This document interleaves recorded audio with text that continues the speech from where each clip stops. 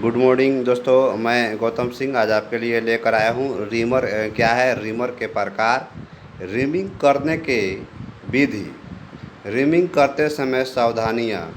दोस्तों, मैं आपको बता दूं कि इस वीडियो में बताने वाला हूँ रीमर क्या है, रीमर के प्रकार, रीमिंग करने की विधि, रीमिंग करते समय सावधानियाँ। दोस्तों, आपने अभी तक हमारे चैनल को सब्सक्राइब नहीं किया है तो चैनल को सब्सक्राइब कर लें और बेल आइकन दबा दें ताकि अगले वीडियो का नोटिफिकेशन आपको मिल जाए। चलिए मैं आपको बताता हूँ रीमर क्या है।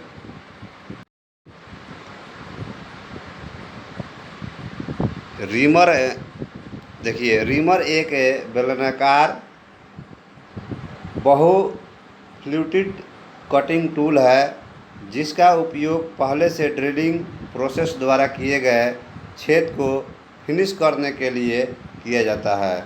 दोस्तों, रीमर आप कह सकते हैं कि एक प्रकार का औजार है। रीमर एक प्रकार का औजार है जो कटिंग टूल है जिसका उपयोग पहले से ड्रिलिंग प्रोसेस द्वारा किए गए छेद को फिनिश करने के लिए किया जाता है। रीमर जो है आपको हाई कार्बन स्टील या हाई स्पीड स्टील के बनाए जाते हैं। अगर आपसे पूछा जाए कि रीमर कौन से धातु से बनाया जाता है तो हाई कार्बन स्टील या हाई स्पीड स्टील के बनाए जाते हैं और हार्ड एवं टेम्पर किए हुए होते हैं। इनकी देह पर बॉडी यानी कि बॉडी पर सीधे या घुमावदार खांचे कटे होते हैं। बहुत उत्पादन के लिए कार्बाइड टिप वाले रीमर प्रयोग में लाए जाते हैं। चैम्फर का कोण यानी एंगल ऑफ चैम्फर या बॉडी तथा शैंक रीमर के 3 मुख्य भाग होते हैं। अगर आपसे पूछा जाए रीमर के कितने भाग होते हैं तो आप बताएंगे रीमर के 3 भाग होते हैं, एंगल ऑफ चैम्फर या बॉडी या शैंक। ये 3 हमारे जो हैं रीमर के भाग होते हैं।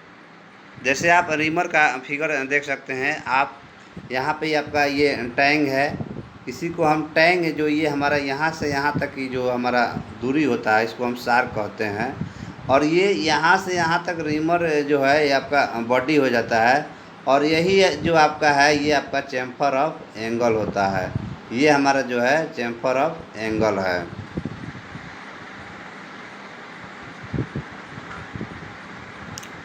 तो चैम्फर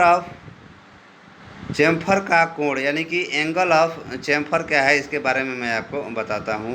यह रीमर की तली बॉटम यानी कि वाला भाग है जो किसी धातु को काटता है।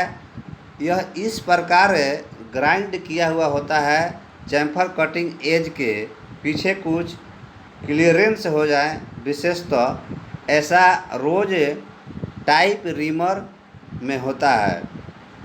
फ्लूटिड रीमर की कटिंग टूल मुख्यतः इसके ब्लेड द्वारा होता है। अब देखिए देह यानी कि बॉडी क्या होता है रीमर में, इसके बारे में आपको बताता हूँ। बॉडी में बहुत से फ्लूइड्स और लैंड होते हैं।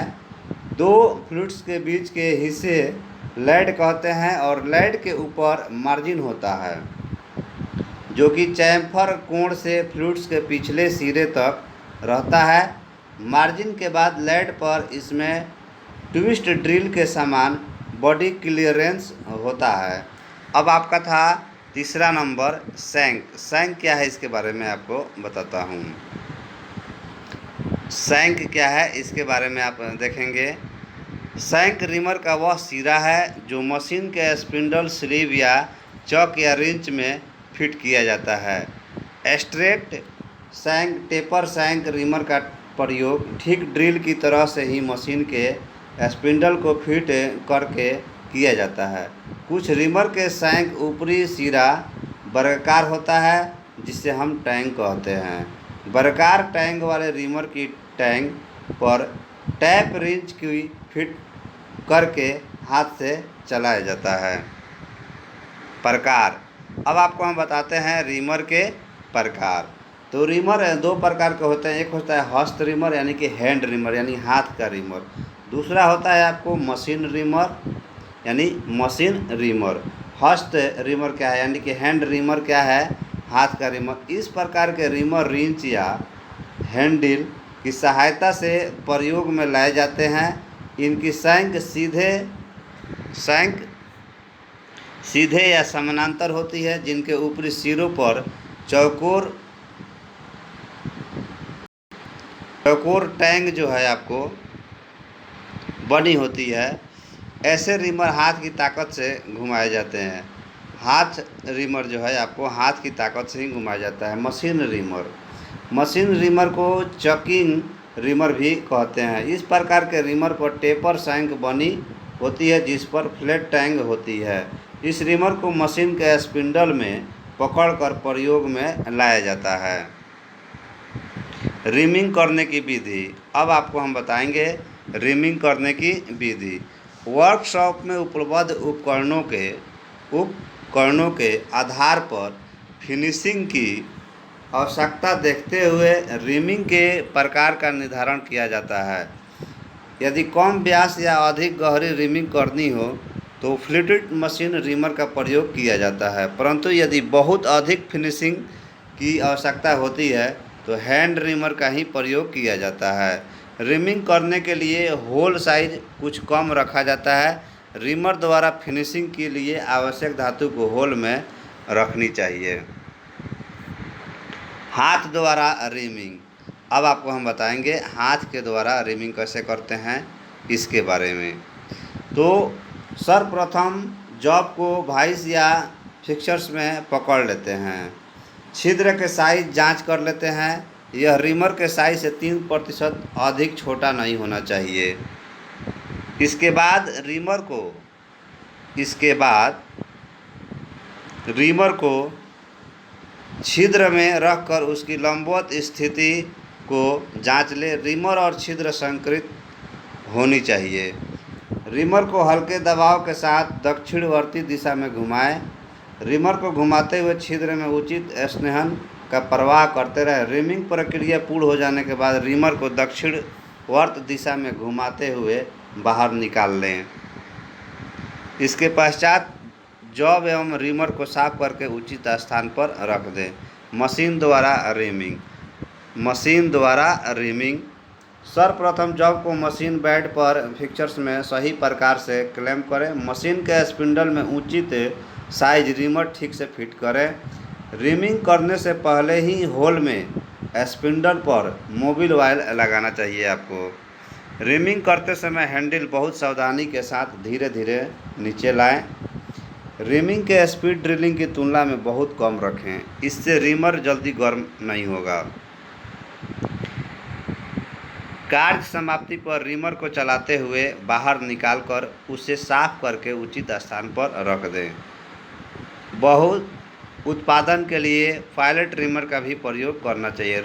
रिमिंग एवं ड्रिलिंग में अंतर क्या है ये आपको मैं अब बताता हूँ। रिमिंग और ड्रिलिंग में अंतर क्या है, देखिए सबसे पहले अंतर क्या है। रिमिंग द्वारा रिमिंग छिद्र को परिष्कृत किया जाता है, जबकि ड्रिलिंग में प्रक्रिया द्वारा ठोस पदार्थों में छिद्र किया जाता है। रिमिंग द्वारा छिद्र के व्यास के थोड़ी मात्रा में बढ़ाया जा सकता है। ड्रिलिंग द्वारा छिद्र के व्यास को थोड़ी मात्रा में नहीं बढ़ाया जा सकता है। और अंतर देखेंगे क्या है इसमें। इससे छिद्र टेपर किए जा सकते हैं, इससे छिद्रों को टेपर नहीं किया जा सकता है। इससे स्टैंडर्ड साइज छिद्र प्राप्त होते हैं, इससे स्टैंडर्ड साइज छिद्र प्राप्त नहीं होते हैं। रिमिंग द्वारा प्राप्त छिद्र के तल साफ होते हैं, इसके तल जो है साफ नहीं होते हैं। रिमिंग करते समय सावधानियां क्या आपको बरतनी चाहिए इसके बारे में आपको बताता हूं। तो देखिए सावधानियां आपको क्या रखनी है, देखिए इसके बारे में आप सबसे पहले आपको जो सावधानियां बरतनी है, रिमर घुमा उस पर अत्यधिक दबाव नहीं डालना चाहिए। रिमर को ड्रिल किए गए छिद्र में सावधानी पूर्वक धीरे धीरे आगे बढ़ाना चाहिए। सक्रिय के समय स्नेहक का प्रयोग अवश्य करना चाहिए। सक्रिय में बनी धातु छीलन को समय समय पर हटाते रहना चाहिए। रिमर की अक्ष छिद्र की अक्ष एक ही सीधे में होना चाहिए। रिमर के एंटी क्लॉकवाइज कभी नहीं घुमाना चाहिए, हमेशा क्लॉकवाइज आपको घुमाना चाहिए। एंटी क्लॉकवाइज आपको नहीं घुमाना चाहिए। तो दोस्तों आपको मैं इसमें वीडियो में बताया हूँ रिमर क्या है, रिमर के प्रकार, रिमिंग करने की विधि, रिमिंग करते समय सावधानियाँ।